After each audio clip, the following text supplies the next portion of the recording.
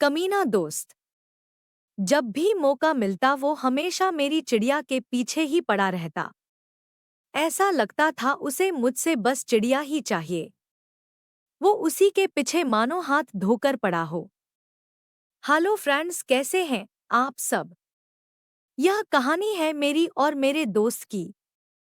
हम दोनों बचपन से ही साथ रहते आए हैं। हम दोनों एक ही क्लास में पढ़ते हैं और दोनों बचपन के दोस्त हैं, तो दोनों साथ में ही खेलते हैं। यूं मानो तो हम दोनों एक दूसरे को बहुत अच्छे तरीके से जानते भी हैं। हम दोनों बचपन में घर घर खेला करते। उसमें हमेशा ही मैं उसकी पत्नी बनती। हम दोनों ने खेल खेल में कई बार शादी भी करी। अब हम दोनों थोड़े बड़े भी हो गए हैं। अब मुझे थोड़ा अजीब भी लगता है। एक दिन की बात है, जब वो मेरा दोस्त मेरे घर आया।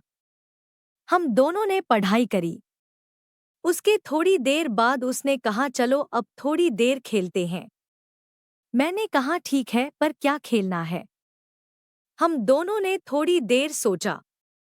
तभी मेरा कमीना दोस्त कहने लगा, घर घर खेलते हैं, पर हम बड़ों की तरह खेलेंगे। मैंने कहा बड़ों की तरह कैसे? मैं कुछ समझी नहीं। तब उसने कहा, कोई नहीं, मैं तुम्हें समझा दूंगा। जैसे मैं कहता जाऊं तुम बस करते जाना। तभी हम दोनों खेलने लग गए।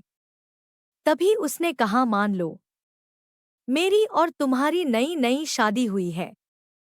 आज हमारी पहली रात है। तुम घूंघट पहनकर बैठ जाओ, मैं तुम्हारा घूंघट हटाऊंगा। वो जैसा कहने लगा मैं वैसे ही करने लगी। मैं घूंघट पहनकर बैठ गई और उसके आने का इंतजार करने लगी। तभी वह आया और मेरा घूंघट हटाया। फिर मुझसे कहने लगा, तुम तैयार हो क्या? मैंने कहा, किस चीज के लिए? तभी वो बोला, तुम सिर्फ हाँ मैं जवाब दो। उसने कहा, आज हमारी सुहागरात है। इसके लिए हम दोनों को तैयार होना चाहिए। तभी मैंने कहा, नहीं, हमारी कौन सी असली शादी हुई है? तभी उसने कहा, हाँ सुहागरात भी तो नकली ही हैं। तभी मैंने उसे कहा, ठीक है, पर मुझे क्या करना है? तुम्हें कुछ नहीं करना है। तभी उसने कहा, ठीक है, हम दोनों बस खिलौनों से खेलेंगे। मैंने कहा ठीक है। मैं अपने सारे खिलौने ले आई। तभी वो मुस्कुराया और कहा, मैं तो चिड़िया से ही खेलूंगा। तभी उसने जबरदस्ती चिड़िया को पकड़ लिया और कहा, देख हम दोनों दोस्त हैं, मुझे खेलने दे। उसने मेरी एक एक ना सुनी और तोता और मैना दोनों को पिंजरे से बाहर निकालकर उनके साथ खेलने लग गया।